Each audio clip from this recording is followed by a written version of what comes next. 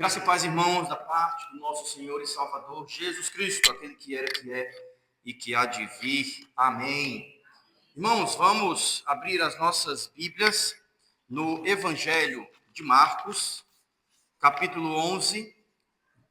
Nós vamos ler do verso 12 a 14. Você pode acompanhar também no boletim, na parte dos cânticos. Marcos, capítulo 11. Apenas 2 versículos, mas 2 versículos que estão cheios do Evangelho do nosso Senhor Jesus Cristo. Marcos capítulo 11, versículos 12 a 14. 3 versículos, perdão.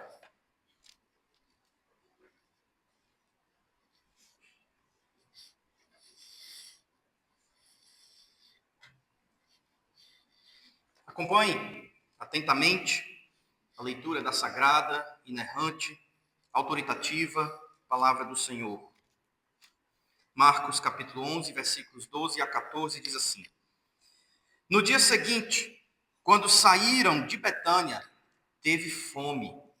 E vendo de longe uma figueira com folhas, foi ver se nela, porventura, acharia alguma coisa. Aproximando-se dela, nada achou, senão folhas, porque não era tempo de figos. Então lhe disse Jesus: Nunca, jamais coma alguém fruto de ti. E seus discípulos ouviram isto. Amém. Curve sua cabeça, feche seus olhos, oremos ao Senhor.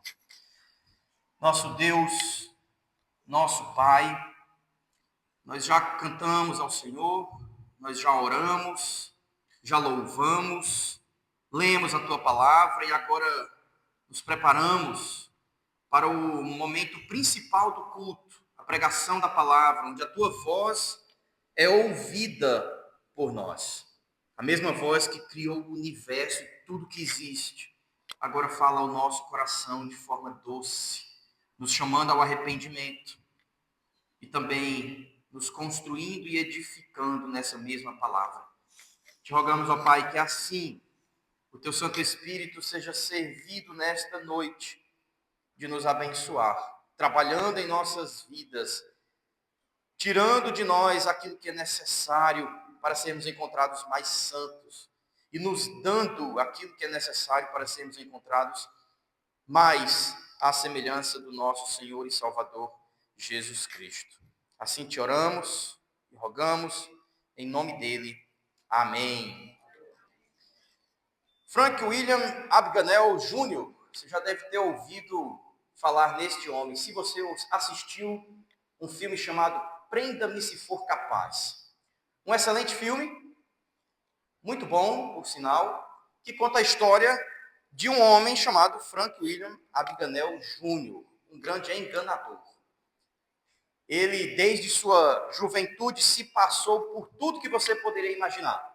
Médico, cirurgião, advogado, piloto de avião, e ele saiu enganando mundos e fundos. Todo mundo era enganado por ele. O FBI estava atrás dele, a CIA estava atrás dele, e essa é uma história verídica. Até que ele foi pego. O interessante do filme é você assistir sabendo que ele está enganando todo mundo e que ninguém consegue perceber quem verdadeiramente ele é. Se passou por professor de universidade, por homens que têm muito dinheiro, passou cheques falsos, sem fundos, e todo mundo crendo que ele era quem ele, na verdade, não era. Quando estava próximo a ser descoberto, Frank William Abagnale Jr. mudava de cidade, mudava de estado, se passava por piloto de avião e ia para outro lugar onde ninguém o conhecia, a fim de que ele continuasse enganando todo mundo. Maior enganador do século XX. Meus irmãos, às vezes é exatamente assim que nós lidamos com o próprio Deus. Nós tentamos enganar a Deus, viver a nossa vida em um fingimento eterno daquilo que nós não somos, ou pelo menos que deveríamos ser. Nós sabemos o que deveríamos ser. Pessoas santas, justas, piedosas, que lutam contra o pecado, que alimentam uma vida de santificação, mas nós tentamos enganar a Deus e ao seu povo. Esse acontecimento aqui, quando o Senhor Jesus Cristo está indo para Jerusalém, amaldiçoam a figueira e todos ficam ali perplexos com aquilo que aconteceu. É o que a gente vê no versículo número 20. Eles voltando, passando de novo, viram que a figueira estava seca desde a raiz e eles estão ali espantados com aquilo. Fala exatamente sobre isso. O quanto muitos cristãos têm vivido uma vida de engano. Esse talvez seja um texto, ou um dos textos, um pouco difíceis de se compreender. Afinal de contas, como eu sempre tenho dito aqui, muitas vezes o Jesus que nós conhecemos não é bem o Jesus da Bíblia. Nós vemos um Jesus como nunca tínhamos visto antes, quando começamos a ler a Bíblia. E esse Jesus desse texto é um Jesus amaldiçoador. Que coisa estranha, não é? A visão que nós temos de Cristo é alguém bondoso, benevolente, que abençoa sem olhar a quem. E o Senhor Jesus, então, se encontra com aquela figueira e o próprio Pedro nos diz no verso 21, lembrando-se, falou, mestre, eis que a figueira que amaldiçoaste secou. Senhor Jesus Cristo proferindo maldição sobre uma planta. Que coisa mais estranha. Isso fica mais estranho ainda quando nós lemos o texto e chegamos no versículo 13, logo no final, que diz que o Senhor Jesus Cristo se aproximou, não achou folhas nela, não achou fruto nela, apenas folhas. E por causa disso ele amaldiçoou. Mas o texto diz, não era tempo de figos.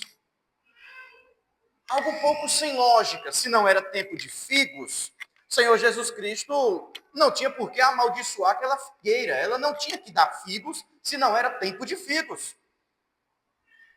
Aquela figueira, ela seca por causa da maldição do Senhor Jesus Cristo. Por ter sido amaldiçoada, ela não vai dar mais fruto algum, folha alguma. Mas para nós entendermos esse texto, antes de qualquer coisa, é necessário sabermos que a figueira, normalmente, ela dá os seus frutos junto das folhas. Ao contrário de muitas outras árvores, que perdem suas folhas no outono e têm novamente suas folhas de volta, depois dão as flores e depois das flores os frutos. Não é assim? A figueira, ela dá o fruto junto da folha. Quando a folha começa a nascer, o figo nasce também. É exatamente assim. Se não era tempo de fruto, não era tempo de figos, todas as figueiras estavam como? Vazias de folhas. O Senhor Jesus Cristo andando ou indo para Jerusalém, saindo de Betânia para Jerusalém, está com fome. E ele encontra uma figueira que está cheia de folhas. Se ela tem folhas, ela tem que ter o quê? Fruto. As duas coisas dão ao mesmo tempo na figueira. Eis aí porque o Senhor Jesus Cristo a amaldiçoou. Ela se mostrava como uma figueira frutífera, mas ela estava enganando todo mundo. Todas as figueiras ali junto dela estavam vazias de folhas. Não estava no tempo dos figos. Mas ela se mostrava como uma figueira frutífera. O Senhor Jesus Cristo, com fome, não encontra figo algum. É, por assim dizer, enganado pela figueira e a amaldiçoa. Mas nós precisamos entender, irmãos, que esse evento não é um evento em si mesmo. Ele é carregado de teologia, de ensino, de didática cristã. A forma como o Senhor Jesus Cristo lida com o seu povo é assim. Parábolas, acontecimentos, milagres, curas, ressurreições.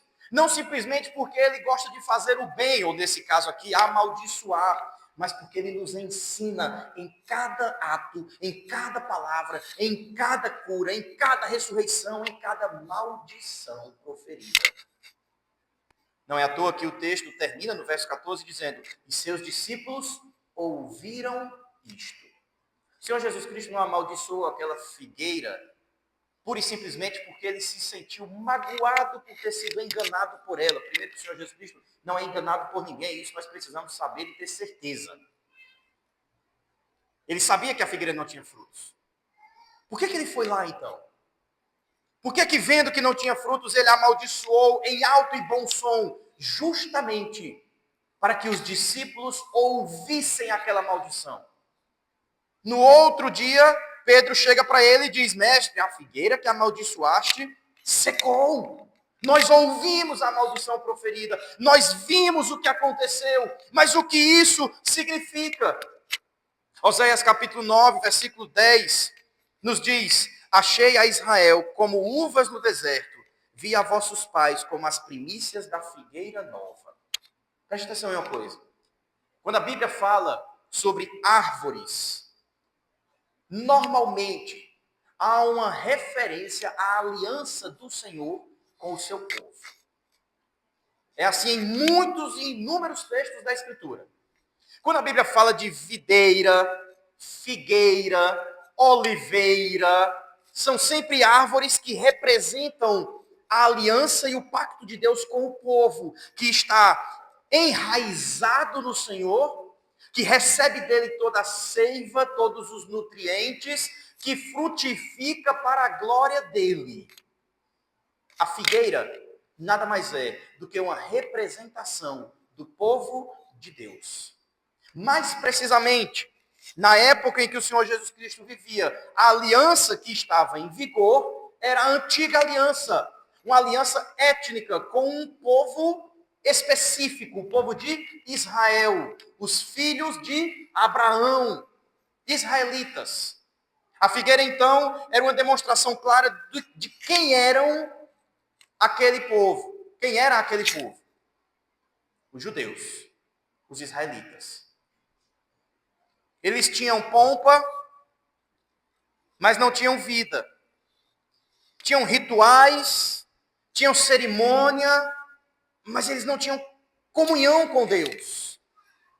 Eles tinham inúmeros sacerdotes, levitas, homens que trabalhavam no templo, homens que sacrificavam, que faziam as orações públicas, mas eles não tinham homens de Deus entre eles.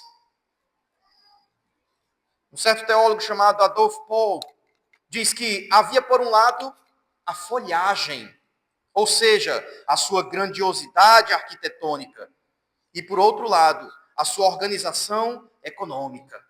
Infelizmente, porém, quem olhava de perto não encontrava frutos. Antes, endurecimento, planos secretos de assassinato, fingimento e falsidade, cegueira e infâmia. Tudo isso sob o manto de dignidade. Sabe o que é isso, irmãos? Hipocrisia. Assim como aquela figueira que representava Israel, cheia de folhas, dizendo: eu estou pronta, eu sou frondosa, eu supostamente tenho frutos, venham a mim e vocês encontrarão frutos, porque nem na época está, mas eu sou melhor que todos. Eu já tenho folhas, já devo ter frutos.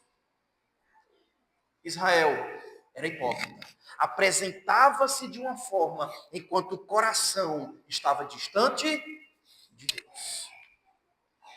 No texto anterior, alguns versículos antes, nós vemos a entrada triunfal do Senhor Jesus Cristo onde? Em Jerusalém. Não é isso? O que é que as pessoas fazem nesse grande dia?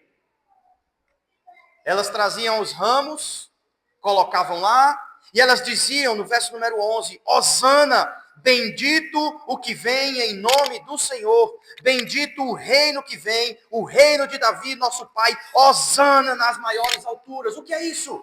Uma demonstração clara de adoração, de reverência a um homem pobre, um ninguém na sociedade, sem poder, sem dinheiro, sem influência, montado em um jumentinho, mas sendo considerado por todos em Jerusalém, em sua entrada triunfal, como o filho de Davi, o Messias prometido, o Deus encarnado, aquele que veio pagar pelos nossos pecados.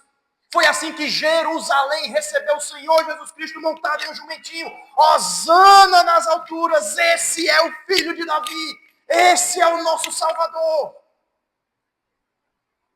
Logo depois, aparece a figueira, cheia de folhas, mas sem fruto algum, enganando a tudo e a todos. O Senhor Jesus Cristo amaldiçoa aquela figueira, mostrando o quanto aquele povo, aquele mesmo povo que gritava Hosana ao filho de Davi, era um povo hipócrita, cheios de folhas, mas sem nenhum fruto.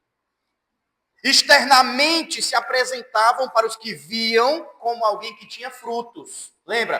A figueira dá os frutos junto das folhas. Todas as figueiras não tinham folha alguma, e não teriam frutos, não estavam em tempo de frutos. Eles mostram folhas, mas quando você chega perto para olhar direitinho, para examinar, para sondar, você percebe que não tem fruto algum. Está enganando. No texto posterior a esse, nós vemos a purificação do templo, no versículo número 15. Um texto também um pouco difícil de se compreender, porque é um Jesus apresentado como nós não temos o costume de ver. Um Jesus que parece irado, um Jesus que puxa um chicote e sai chicoteando tudo e todos, derrubando as mesas dos cambistas que faziam comércio no templo. E ele diz, a minha casa será casa de oração, não casa de comércio, expulsa todo mundo dali do templo, não é assim? Isso é logo depois do evento da maldição da figueira. Jesus adentra em Jerusalém, perceba isso. E nas portas de Jerusalém, na entrada da cidade, ele é recebido com muita pompa, com muita glória. Ele é o Rei dos Reis, ele é o Filho de Davi, ele é o Messias. Mas quando o Senhor Jesus Cristo adentra ainda mais em Jerusalém, no coração de Jerusalém, que é o templo, o que é que ele vê? Blasfêmia, engano, corrupção, comércio na igreja, dinheiro, avareza, desejo por lucro. Você entende? Até a peregrinação do Senhor Jesus Cristo é didática. Na entrada é tudo bonito, mas lá no meio, lá no centro, na habitação de Deus, ou pelo menos onde ele deveria habitar, é podre, é sujo, é imundo. Ele é recebido com glória e honra na entrada de Jerusalém. Mas quando ele chega lá no coração de Jerusalém, no templo, o que ele encontra é perversidade. Não há desejo por adorar ao Senhor. Esse mesmo Jesus que é ovacionado na entrada, ele precisa chicotear o povo lá no meio de tudo, no centro da coisa. Porque é lá onde ele encontra pecado. Irmãos, é muito fácil nós sermos crentes exteriormente. É muito fácil nós nos apresentarmos como pessoas que adoram ao Senhor, que amam a Cristo, que se dedicam à obra, mas Deus conhece o nosso coração e você sabe que se Cristo adentrar ao seu coração, não vai faltar chicotada. Você conhece os seus pecados. Você sabe onde você tem errado. Você sabe o que você tem feito que contraria a vontade do Senhor. Você vem à igreja, se mostra um cristão, canta ao Senhor, conversa sobre coisas divinas, dá conselhos excelentes, até usando a própria Escritura. Você sabe versículos de cor e salteado. Você não falta uma reunião. Mas você também sabe o quanto o seu coração tem estado distante do Senhor. Você conhece muito bem os seus pecados. E além disso, Cristo conhece o seu coração. Interessante é que a gente fala isso sempre tentando trazer uma ideia boa, né? Ah, mas Deus conhece o meu coração. Nós deveríamos temer ao falar essas palavras. Se Ele conhece o nosso coração, Ele sabe o quão sujos nós somos, o quão hipócrita nós somos, o quanto nós temos nos desviado da verdade, mesmo que diante de todos somos os mais santos e os mais piedosos da igreja. Você conhece os seus pecados. Cada um, e você sabe o nome deles. Toda semana você luta contra os mesmos pecados e eles é quem vence. Você tenta fugir, mas eles lhe pegam. Você tenta não alimentá-los, mas você não consegue. Você os executa, você os planeja, você faz acontecer. E dentro do local onde Deus deveria estar, no templo, a habitação de Deus, o que há é perversidade, engano, comércio, compra e venda, lucro. Os homens desejando mais o que é deles, ao invés de se dedicar ao Senhor no local da dedicação, o templo. Cristo cobra de nós uma vida reta e coerente. E nós não temos, irmãos. A maldição da figueira não é uma maldição apenas para Israel, mas para todos aqueles que vivem uma vida hipócrita, que não olham para dentro de si reconhecendo os seus pecados, que se acham tão puros e isso os cega de tal forma que eles nem reconhecem qual é o pecado que cometem. Nós cometemos pecado. Nós precisamos nos arrepender. Deixar de viver uma vida hipócrita e permitir que o Senhor sonde os nossos corações, abra os nossos olhos, ilumine a nossa alma. É nos lançarmos diante da cruz, dizendo: eu sou como essa figueira. Eu me apresento cheio de folhas, dizendo para todo mundo: venham para mim e vocês encontrarão em mim fruto, fruto doce. Mas basta chegar um pouquinho perto de mim para perceberem o quanto eu sou sujo. Basta perguntar para o meu esposo, basta perguntar para a minha esposa, basta perguntar para os meus filhos: quem é você? Meus irmãos, Cristo vê de longe, mas Ele também vê de perto. Cristo vê a nossa aparência, as nossas folhas, mas Ele também vê o nosso coração e os frutos que estão faltando. Ele vem até você hoje, assim como Ele foi até aquela figueira, para a experimentar. O texto nos diz que o Senhor Jesus Cristo estava como?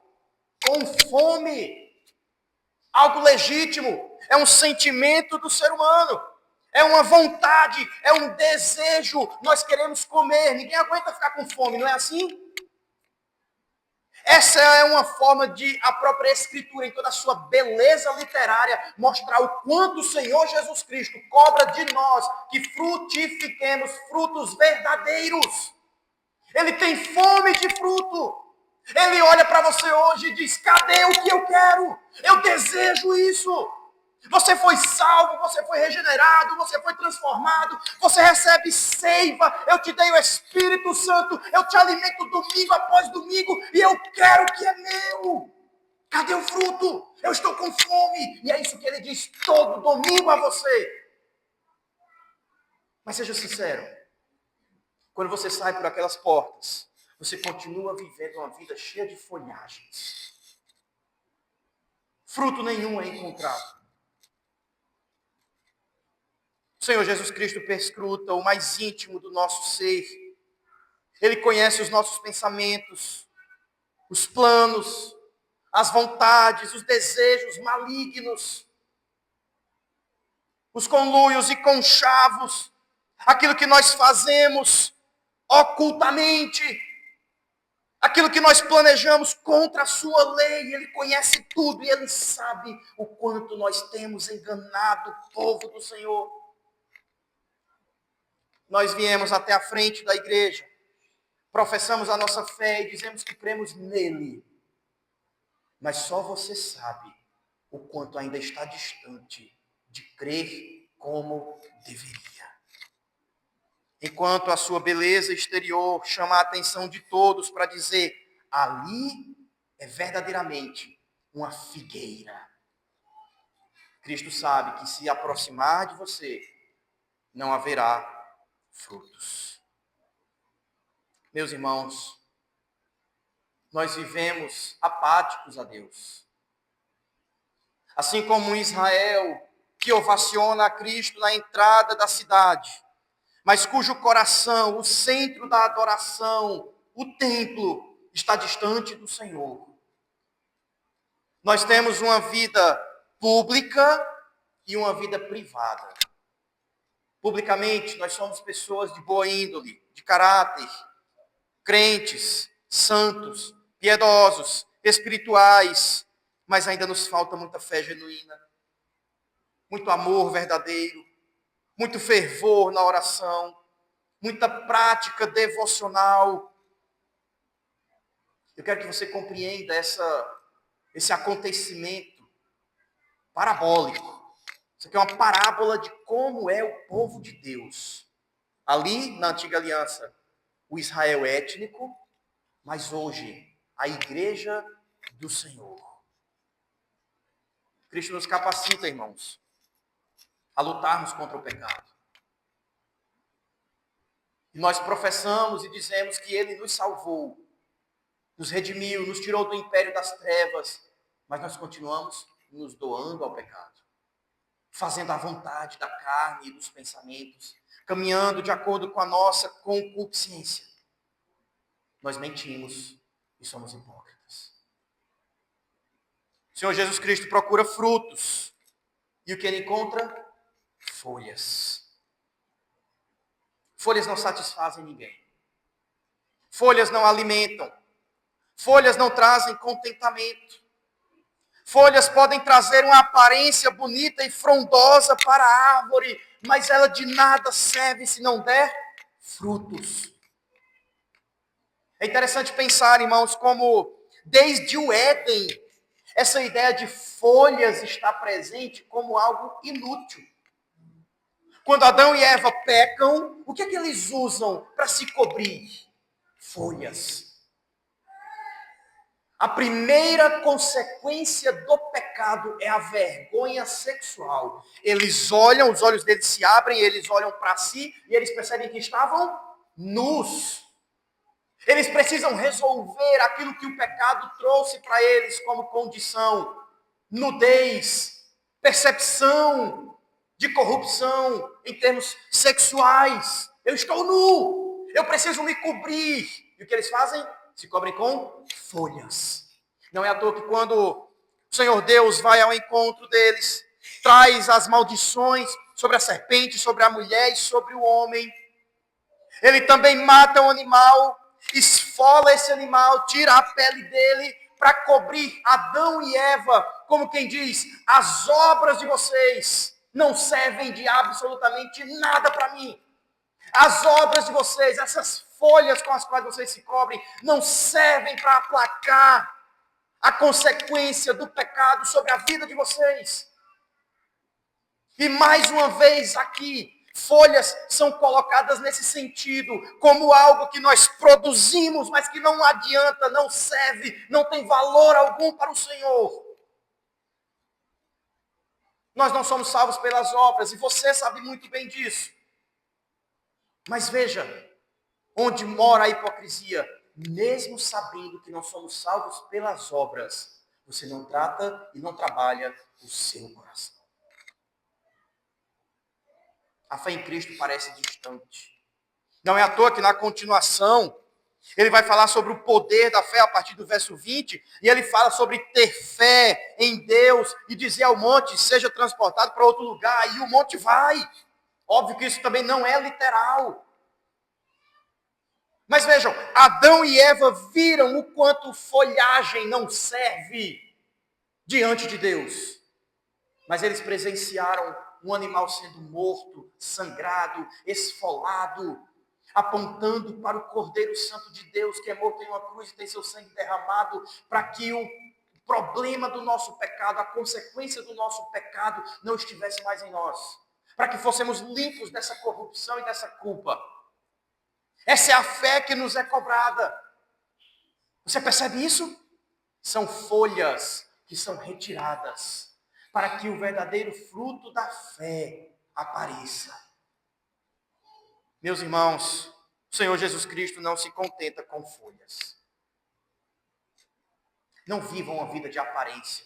Não viva tentando enganar o próprio Deus. Em João capítulo 15, verso 8, ele diz: nisto é glorificado meu Pai, em que deis muito fruto, e assim vos tornareis meus discípulos. Aqueles que dão continuidade à minha obra. Eu dou a vocês a seiva, vocês estão enraizados em mim, e eu cobro que vocês frutifiquem. Essa maldição da figueira é uma maldição diferente. O Senhor Jesus Cristo não diz para ela secar. Ele a amaldiçoa. E nessa maldição ele diz para que ela continue como ela está. Veja, volte os seus olhos para o versículo 14. Então lhe disse Jesus: nunca, jamais coma alguém fruto de ti. Ora, isso foi uma maldição. Em dado momento do tempo, quando fosse o tempo dos figos, essa figueira muito provavelmente iria dar frutos. O problema é que por ela enganar, ela precisava ser amaldiçoada. E a maldição não é sexy. Ela seca no outro dia, quando eles passam de novo no mesmo caminho, indo a Jerusalém novamente. Mas a maldição é, em outras palavras, continue do jeito que você está agora e você não vai mudar. Aquilo que é preciso acontecer não vai acontecer. Você tem que dar frutos, mas a maldição é você vai continuar sem dar frutos. Ninguém nunca vai comer o fruto de você. Você entende o que é isso? Cristo poderia ter dito: você me enganou, sua figueira amaldiçoada, seque imediatamente. Podia. E aí mostrar o juízo dele aqui, essa figueira é isso que acontece com quem quer enganar o Senhor Jesus. Ele diz: ninguém jamais coma nenhum fruto de ti. Essa é a pior maldição, irmãos, que o povo do Senhor pode receber do próprio Deus. Um povo que não trabalha em seu coração a adoração genuína ao Senhor, mas vive de forma exterior, se apresentando como povo de Deus. Deus diz: continue sem a graça. Continue sem receber a verdadeira salvação. Continue cego, continue surdo. Continue parado nessa caminhada. Ninguém jamais verá fruto de ti. Existem pessoas que passam a vida inteira na igreja e você não vê frutos. Você não vê progresso. Você não vê melhoras. Você não vê santificação. Você não vê vitória na vida da pessoa contra o pecado. Que talvez esse seja você. Que tem estado há anos na igreja. Ou há meses. Qual progresso em sua vida espiritual você tem notado? Pergunte-se se essa maldição da figueira não vem sobre você nesse sentido. É Deus dizendo para você: é assim que você quer viver, em meio ao pecado? Seja feita a tua vontade. Continue assim. Não haverá salvação para você, não haverá arrependimento, não haverá fruto, não haverá vida eterna. Você vai continuar do mesmo jeito. Essa é a pior condição, irmãos, na qual o ser humano poderia ser encontrado. É Deus dizer para o homem: seja feita a tua vontade. Se você continua vivendo uma vida de aparência, fingindo ser quem não é, mostrando suas folhas e nunca dando frutos. Talvez isso seja maldição de Deus. Pastor, que coisa horrível. Deus quer me abençoar. Vejam, irmãos, ele não fez isso com Israel, que era o povo dele na antiga aliança. Ele mostra de forma parabólica nessa maldição da figueira o quanto nós precisamos corresponder e responder aquilo que ele tem nos dado. Se você é salvo, se você recebeu o Espírito Santo, se você é alimentado dele, nós seremos hoje à noite, provaremos do pão, do vinho, corpo e sangue do Senhor Jesus Cristo, receberemos dele ainda mais, seremos alimentados, edificados, fortificados para durante mais uma semana, testemunharmos daquilo que ele fez com nós, frutificando. Lembre-se, no mínimo, do fruto do Espírito. Lá em Gálatas capítulo 5, o que é que falta em você daquilo? Tantas coisas. Se você ainda tem vivido uma vida de engano e de hipocrisia, Cristo lhe chama hoje, sondando o seu coração, vendo onde estão os seus pecados. E sim, podemos até dizer com um chicote em mãos, dizendo, arrependa-se dessa hipocrisia. Me busque com fé genuína. Grite para todos os lados, hosana ao filho de Davi, mas que o seu coração esteja entregue a essa verdade, me reconhecendo como quem eu sou verdadeiramente, o Messias, o Cristo, o Deus encarnado, aquele que tira o pecado do mundo e tirou do seu coração, ou eu não tirei. Por que o pecado ainda lhe domina, ainda toma conta de você? Por que você não vence o pecado? Se Cristo já o venceu, porque isso não é uma realidade na sua vida. E você vive como que entregue às suas concupiscências, à sua maldade, ao seu adultério, aos seus ídolos, à sua mentira, à sua cobiça, à sua fofoca, à raiva, à ira, à maledicência, tudo isso presente em seu coração e lhe dominando como um todo. Visivelmente você é uma árvore frondosa e cheia de folhas, mas não há fruto em você. O que está acontecendo? Que progresso você vê em sua vida espiritual? A maior maldição que poderíamos receber é: continue do jeito que você está. Vejam, irmãos, em Romanos capítulo 1, é dito que os homens, eles não queriam glorificar ao Senhor. Eles tentavam suprimir o conhecimento de Deus. Eles davam vazões aos seus pecados. E o que Paulo diz é que Deus entregou esses homens às suas próprias paixões, seus próprios desejos.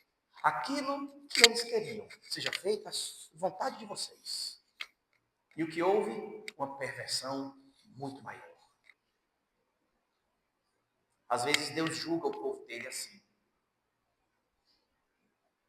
Às vezes ele entrega o seu povo aos seus próprios pecados, do mesmo jeito que nós pais fazemos com os nossos filhos. E vocês que são mães sabem muito mais como é isso. O filho insiste, insiste, insiste, você diz não, não, não. Até uma hora que você diz, pois vá. Não é assim? E os filhos mais maduros sabem que quando a mãe diz isso, é hora de repensar. Alguma coisa ruim vai acontecer. Deus lida com o seu povo do mesmo jeito. Pergunte se ele não está lhe tratando assim, como a um filho rebelde, ele dizendo, faça do jeito que você quiser. Tente vencer o pecado sozinho. Tente lutar sem a minha força, sem a minha vitória, sem a minha morte e ressurreição. Tente viver cheio de ídolos. Você vai quebrar a sua cara.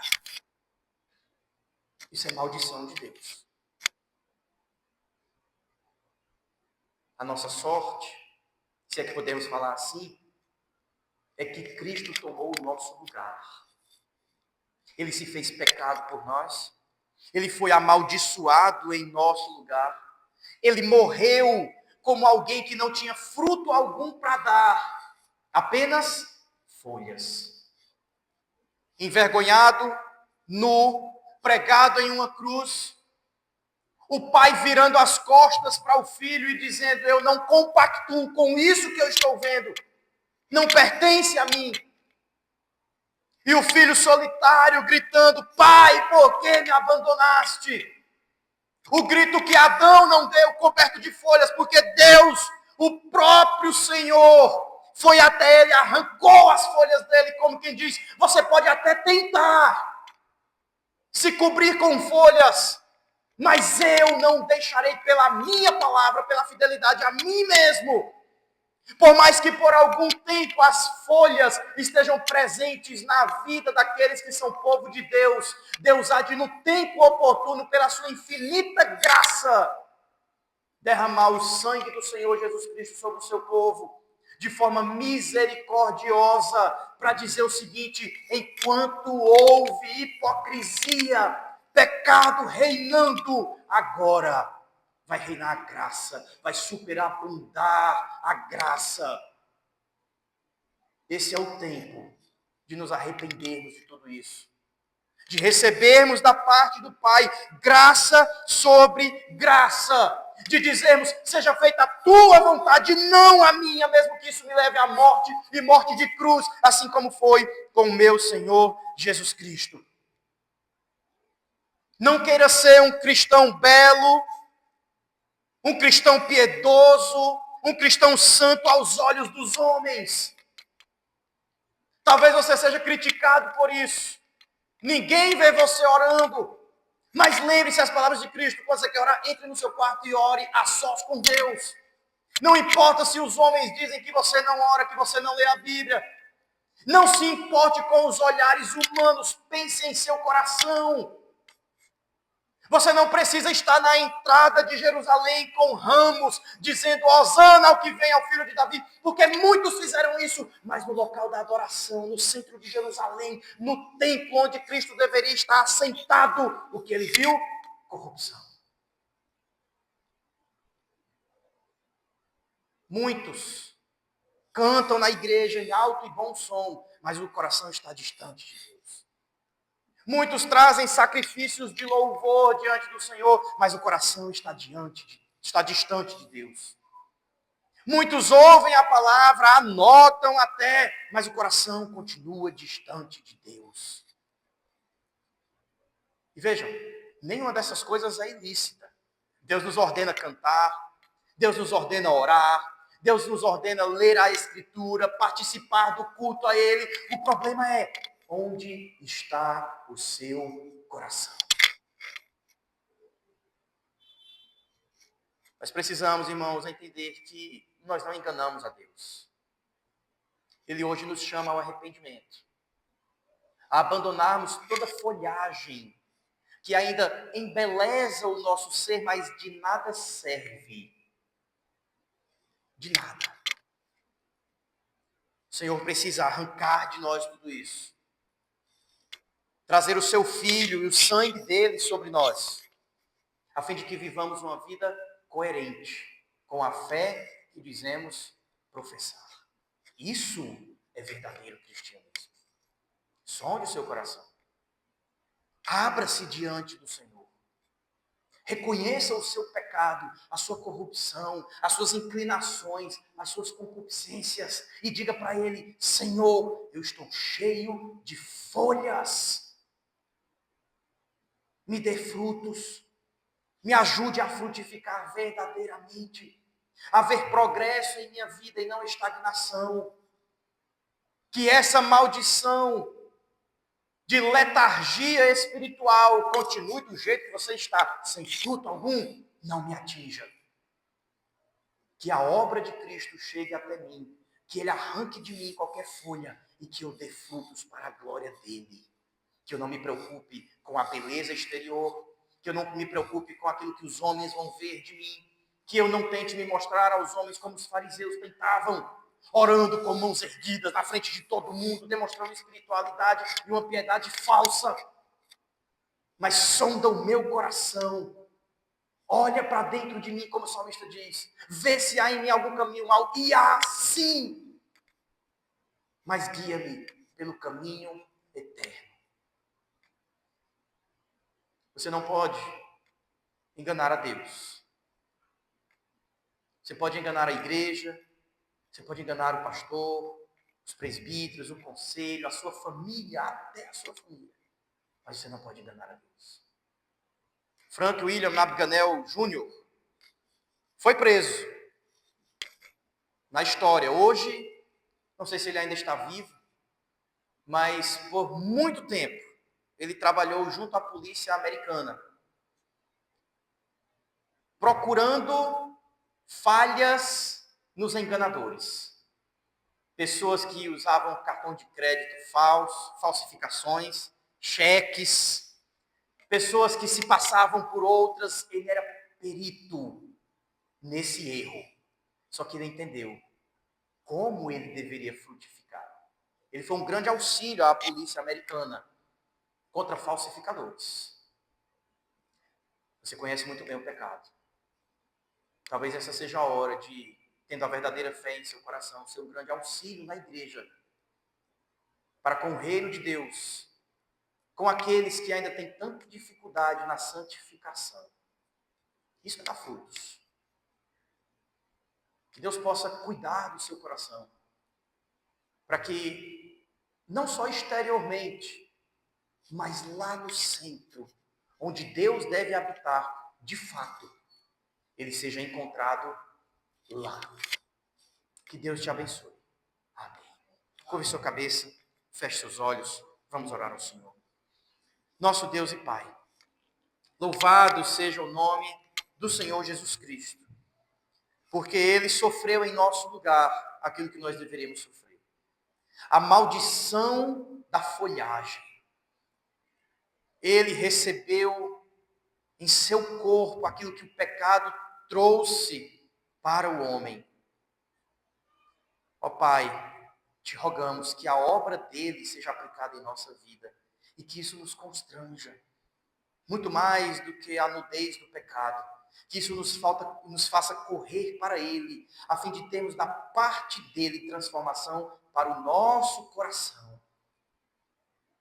Que não vivamos de aparência, que não sejamos como essa figueira, como Israel, que não digamos, bendito ao que vem em nome do Senhor, filho de Davi, que não professemos uma fé falsa, enquanto lá no centro do nosso ser, o que mora é incredulidade, é avareza, é pecado, mas que Cristo de fato entre e arranque de nosso coração tudo aquilo que nos afasta do Senhor, purifique o nosso ser, como Ele fez com o templo, para que não provemos a maldição da figueira, para que assim vejamos o Evangelho vivo, o Cristo amaldiçoado em nosso lugar, como aquela figueira foi, morto em nosso lugar, sofrendo o juízo de Deus em nosso lugar.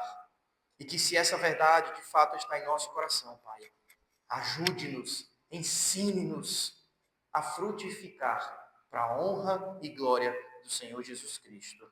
Amém.